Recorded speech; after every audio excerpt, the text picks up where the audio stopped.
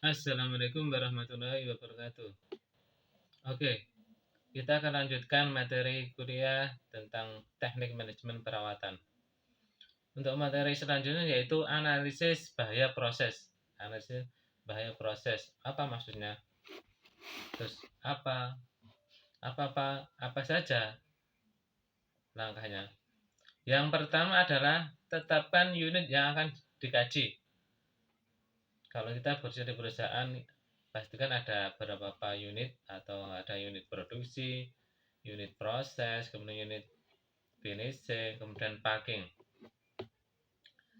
Yang pertama adalah tetapkan unit yang akan dikaji. Berarti kita pilih dulu, kita pilih unit bagiannya atau unitnya. Bagi proyek, semua unit proses memiliki resiko yang harus dikaji secara lengkap. Unit produksi mempunyai resiko. Kalau kita bekerja di unit produksi di perkayuan, produksi ada beberapa unit lagi, ada namanya untuk pemotongan, kemudian di pemotongan itu ada beberapa mesin. Nah, itu contohnya. Karena lebih baik merumuskan risiko yang masih tahap perencanaan daripada memodifikasi dilakukan setelah pabrik dioperasikan. Apa maksudnya? Jadi sebelum kita merencanakan sebuah mesin atau penataan sebuah mesin, kita harus merancang dulu sebelumnya daripada setelah jadi dirubahnya.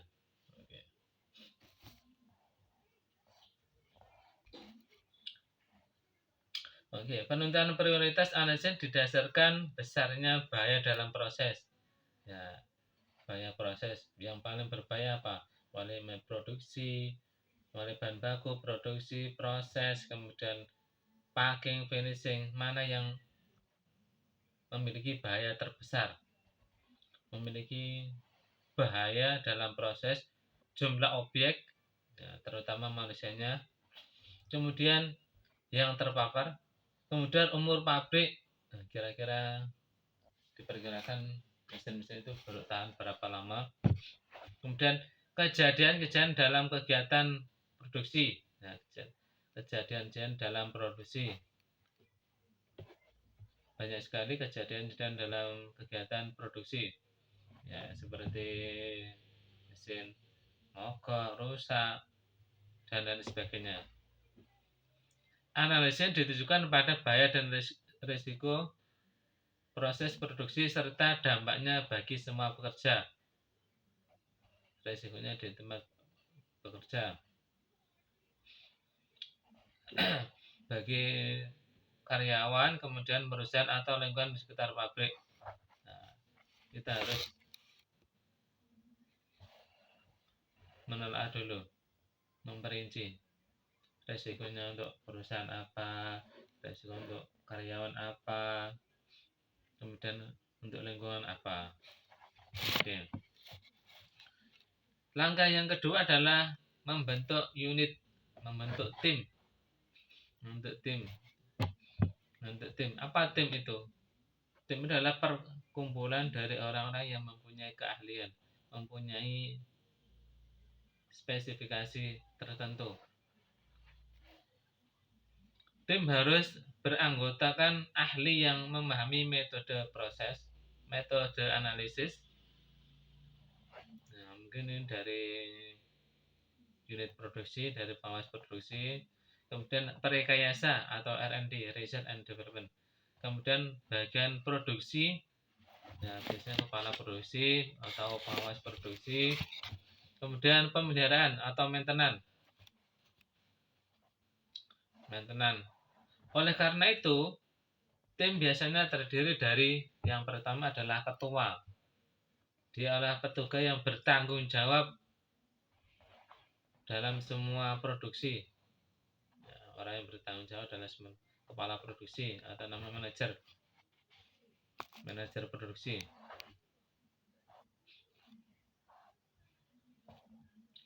Jika dilakukan pada tahap produksi, Namun jika dilakukan pada saat proyek, ketuanya adalah petugas yang bertanggung jawab pada proyek itu, pengawas proyek. Jika kita mengerjakan proyek, ya itu ketua proyek, pengawas proyek. Yang kedua adalah sekretaris. Dia yang mengelola kegiatan administratif rutin. Dia yang mengerjakan administratif tim. Biasanya diambil dari fungsi proses safety manager, engineer, proses safety engineer atau bagian safety atau K3.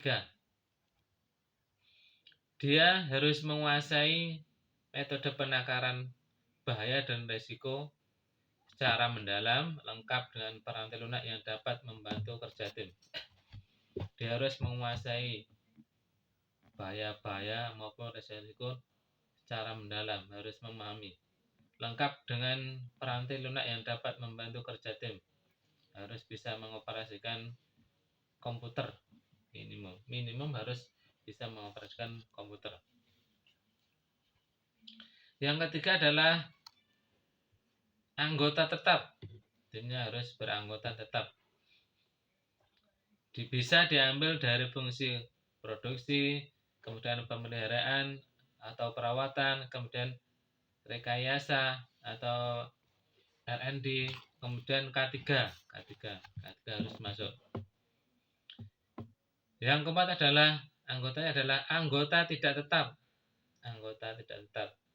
Yaitu yang dihadirkan pada saat tim mendalami salah satu aspek. Anggota tidak tetap yaitu tim yang mendalami salah satu aspek seperti instrumen pengendali proses sesuai dengan kebutuhan pembahasan. Contohnya kalau kita menganalisa produksi, ya kita menjadikan dia sebagai anggota tidak tetap pada saat yang dibutuhkan atau pada saat yang kita mau pelajari atau kita analisis resikonya. Oke. Tim akan menyusun rencana planningnya, jadwalnya, dan tenaga yang akan terlibat. Tim ini bertugas untuk menyusun rencana, jadwal, dan tenaga yang terlibat. Tim ini harus mampu menakar istilahnya memprediksi risiko secara terperinci sesuai dengan kebutuhan dan membuat dokumentasi. Ya, ini penting. Tujuannya apa? Untuk mengingat. Pertama adalah untuk meringatkan. Yang kedua sebagai dokumen. Tim juga harus mempertimbangkan aspek faktor manusia.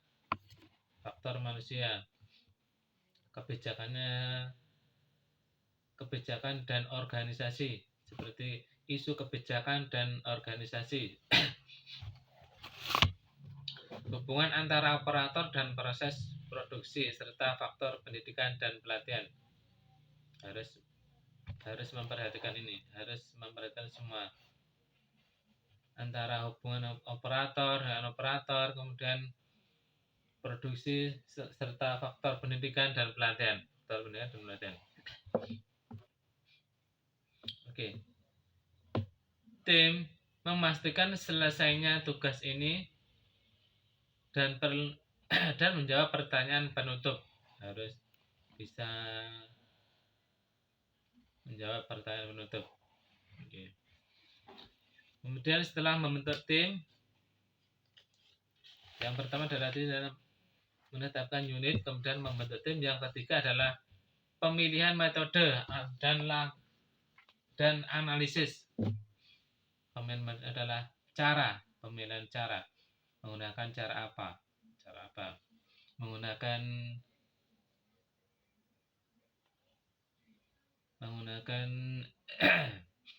what do atau plan do cek PDCA. plan, do, check, action, tergantung dari kesepakatan yang diinginkan. Bisa pakai 7 tool, kemudian bisa pakai rumus, pakai tulang ikan dan lain sebagainya. Kemudian adalah metode tergantung dari kesepakatan. Setelah itu adalah menindaklanjuti saran dan laporan. Jika ada laporan dari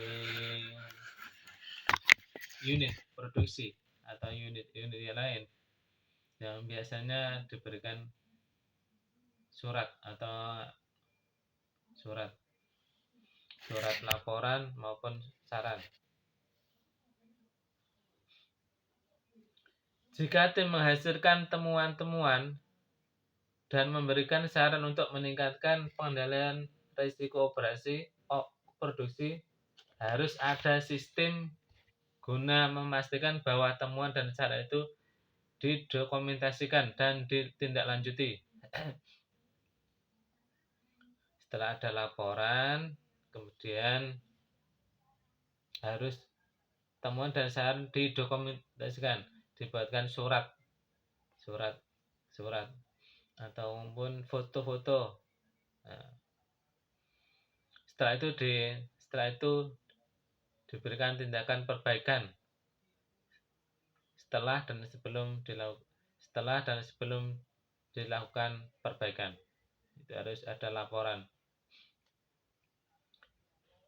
Selanjutnya adalah prioritas rekomendasi.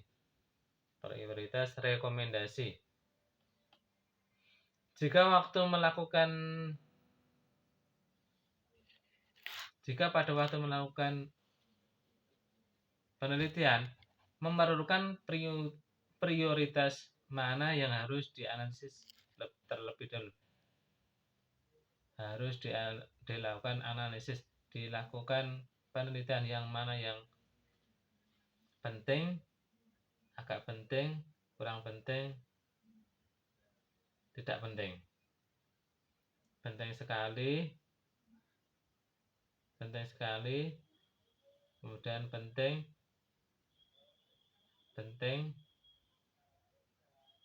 tidak penting. Ada 4 prioritas rekomendasi.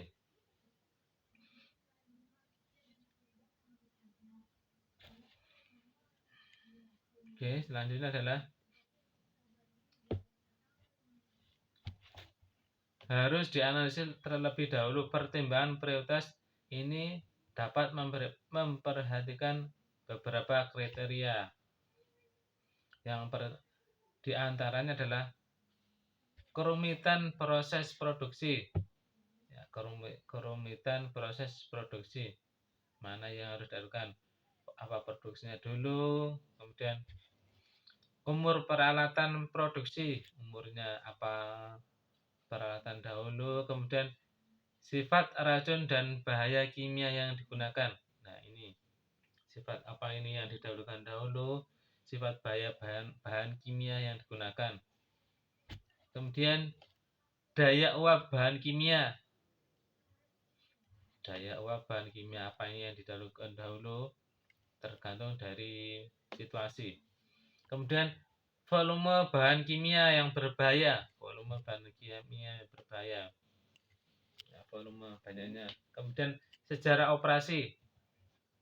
Mungkin pernah terjadi insiden kecelakaan. Nah, sejarah operasi. Kapan terjadinya, kenapa, terus kemudian solusinya gimana. Nah, itu sejarah operasi atau produksi. Kemudian tingkat energi, temperatur dan tekanan. Tingkat energi, temperatur, panasnya berapa, apa ini yang didahulukan, panas atau tekanan. Kemudian atau lokasi pabrik terhadap unit operasi lain dan masyarakat. mungkin pabrik dekat dengan perumahan atau dekat dengan sekolahan atau dekat lokasi lain yang berbahaya. Dan keberadaan hidrogen atau kilang migas. Keberadaan hidrogen. Dan prioritas ini harus didahulukan yang dapat direncanakan, dibuat jadwal atau planning, sesuai dengan tingkat risiko seperti yang digunakan dalam pedoman PSM kilang mobil oil di Beaumont tahun 1994. Oke, setelah prioritas rekomendasi atau yang harus dikerjakan dahulu, yang terakhir adalah telaah ulang atau pemutakhiran hasil studi. Telaah ulang adalah dikoreksi, kemudian kita koreksi, kemudian kita dikoreksi dan dimutakhirkan setiap 5 tahun sekali. Istilahnya di refresh, diperiksa atau dimutakhirkan setiap 5 tahun sekali untuk memastikan bahwa isinya tetap yang terbaru. Oke. Itu adalah langkah-langkah bahaya proses. Selanjutnya adalah prosedur produksi. Apa produksi itu?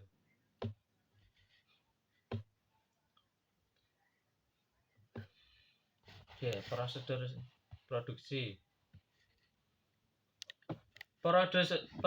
Prosedur produksi harus memasukkan unsur-unsur sebagai berikut. Yang pertama adalah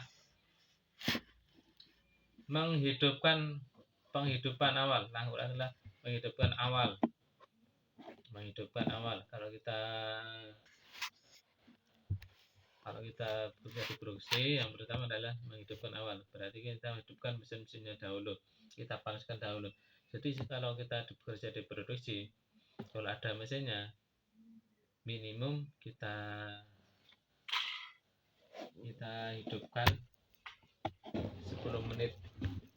Kalau kita bekerja di produksi harus dihidupkan minimal 10 menit untuk memanaskan, minimum 10 menit. Kemudian langkah selanjutnya adalah operasi produksi normal. Nah, setelah itu kita percobaan atau kita lakukan produksi. Setelah adalah operasi produksi sementara, kemudian setelah itu sebelum kita pulang, biasanya kita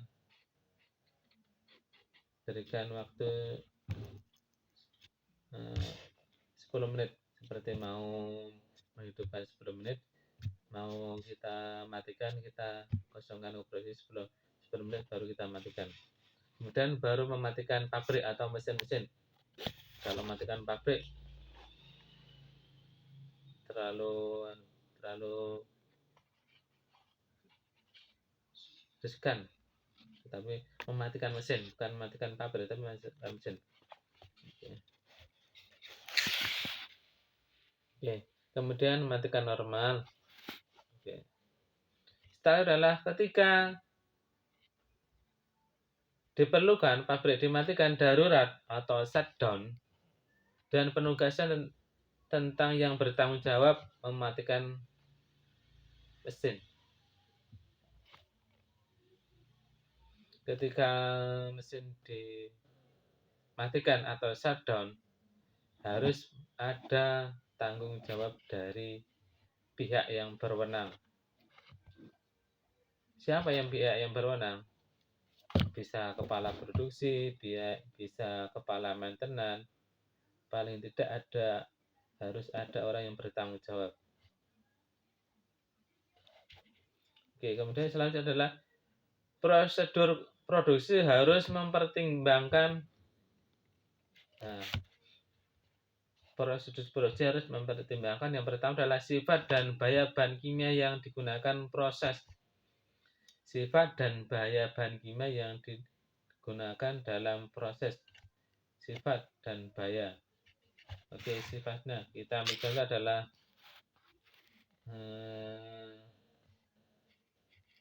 kalau kita bekerja di perusahaan kayu, pasti kita ada namanya cat maupun thinner. Sifatnya apa harus mengetahui, dan bahannya apa gitu. Bahannya bisa terbakar, kemudian keracunan dan lain sebagainya. Kemudian ataupun bahaya-bahaya lain seperti bahaya kebakaran, itu harus mengetahui, minimum harus mengetahui. Kemudian langkah khusus yang diperlukan untuk mencegah paparan terhadap bahan kimia tersebut, minimal harus ada break atau pengetahuan dari pihak pabrik maupun pengawas, harus memberikan pengertian, harus memberikan penjelasan. Kalau ini tercampur ini bahannya apa, harus minimal harus mencegah minimum dengan pemakaian masker, bisa dengan pemakaian masker double atau memakai K3, tergantung dari situasinya. Termasuk pengendalian rekayasa atau R&D, administrasi, dan alat pelindung. Ya, administrasi berarti kemudian surat menyurat bisa dan alat pelindung K3. Selanjutnya adalah yang perlu dipertimbangkan adalah upaya yang harus dilakukan jika terjadi kontak secara fisik atau paparan udara terhadap bahan kimia beracun dan bahaya B3. Ya. Pertolongan pertama jika terkena bahan kimia itu beracun maupun berbahaya, itu langkahnya apa, harus kita minimal harus memperhatikan. Paling kita pengertian bahan kimia. Kalau untuk seperti misalnya untuk thinner, untuk bahaya pertama jika harus segera kita bersihkan mungkin dengan air yang mengalir atau dan sebagainya. Dan berbahaya kita contoh adalah thinner, ini sampai tertelan harus dimuntahkan, itu gimana, harus mengetahui. Selanjutnya adalah pengendalian mutu bagi bahan baku dan pengendalian tingkat cadangan bahan kimia berbahaya.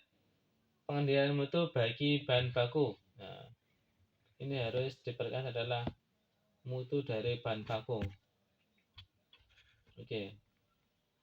Bahan baku ada yang mahal, ada yang murah, sedang, mahal. Perusahaan berusaha semaksimal mungkin untuk memperoleh bahan yang semurah dan bagus. Ini bahan bagus. Usahakan dengan mutu bagus, harga murah. Kemudian jika bahan baku kualitas rendah,